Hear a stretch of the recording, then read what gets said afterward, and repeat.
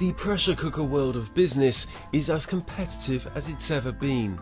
Even those most resistant to change are upping their game. People are more willing to be open to looking at ways of improving their business performance. We were a little bit complacent up until probably 2009. I can see that in the FTSE 250s that the Learning and Performance Institute works with.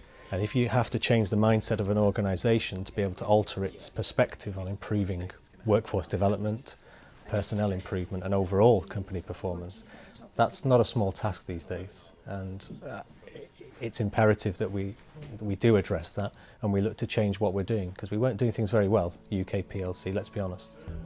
And this is where Afiniti comes in. It's the Learning and Performance Institute's Company of the Year and accredited with its gold standard.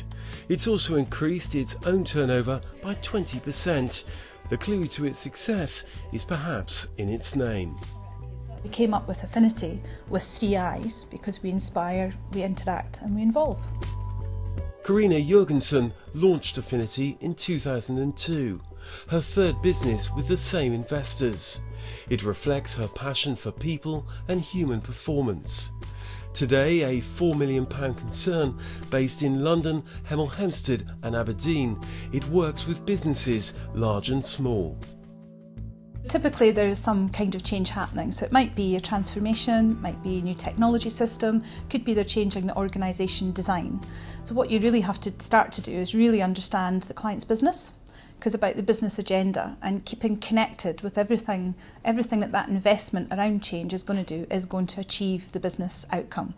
So activities would be around about communicating and engaging with people, really understanding what kind of information that they need and want and how best you can really engage with them to help them through that change transition, about training, about learning, about the process and analytical work to really understand what is the new ways of working that are going to help.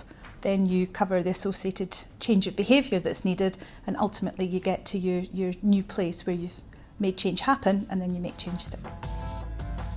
Afiniti points to the findings of business analysts McKinsey that delivering successful change can boost a return on investment by 143%, and that 60% of successful transformations focus on changing mindsets. For potential clients, it's developed an online assessment tool that analyses their readiness for change. In the end-to-end educational programs that follow, project milestones and KPIs are targeted, with progress reports delivered to key stakeholders. The change that Afiniti is so closely affiliated with is performance improvement. They're doing a great job, and it's not an easy job to change a CLO, a CIO, a CEO. Their mindset can be very fixed on their company. So to allow an external organisation to come in and say, why don't you do things differently and we can help you, you have to do that well, you have to have a track record, and you have to be able to prove that at the end of that change process, it's worked. On the client side, you could argue that consultancy, particularly in communications and learning and change, is seen as discretionary, is seen as nice to have. Actually, we would argue it is the why would you not do it? Because if you're spending the money to invest, to transform, to put new technology in, to change the way in which you work, you need some certainty that that investment is going to give you the value back. Economically, it's very, very tough. It is more competitive with larger companies really wanting to maintain their market share. So we need to be able to defend and maintain our client base, but we also need to grow and acquire. Afiniti has itself reduced overheads and become more target-driven. It encourages its staff with profit-related pay, surveys them for feedback and rewards their success at its own award ceremonies. It's invested in campaign-led marketing initiatives, external telesales and enhanced search engine optimization. Its clients range from oil and gas companies to transport and insurance organisations. You have to be a bit of a chameleon. You have to kind of adapt yourself to the culture of the business that you're in to fit into that business and be regarded as a part of it. It's all about making them feel that it's a change for the better rather than just change for change's sake. There's lots of different pieces to the jigsaw that need to come together in order to make change stick. So it's not just the learning, it might also be the user engagement, it's also the communication side. Is there any marketing or design that needs to be done? It's bringing all of these things together to make a successful project. I think every company should be looking for ways to change, because change essentially equals improvement. The company's reputation stems from its results. Delivering a communications and training program for one rail company, Afiniti helped to significantly reduce train delays over several months, equating to substantial cost savings. Tony Irving's first contact with Afiniti came as he was about to roll out a major set of technology services at a large international multimedia news agency.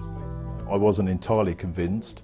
Interesting, when I first met the people from Afiniti, I started to become a lot more positive about the value they could bring. How Afiniti helped us was to understand what was changing, what it meant to the individuals within the company, and really started to tailor the messages around what was changing and how it affected people, and tailored that very specifically to the different audiences, which went from senior executives to managers to the more junior people in the organisation. Keen to be recognised as a thought leader going forward, Afiniti is investing in social media to share its knowledge, the approach instilled in its people that it calls the Afiniti way. Each client is different, each client has their own problems that they want to solve, their own pace at which they work, the cultures and the end game. So it's about really understanding with the client what the business outcome really is and working out the best way to get there in a pragmatic, creative way so that we really achieve with them. So our end goal is making the client successful.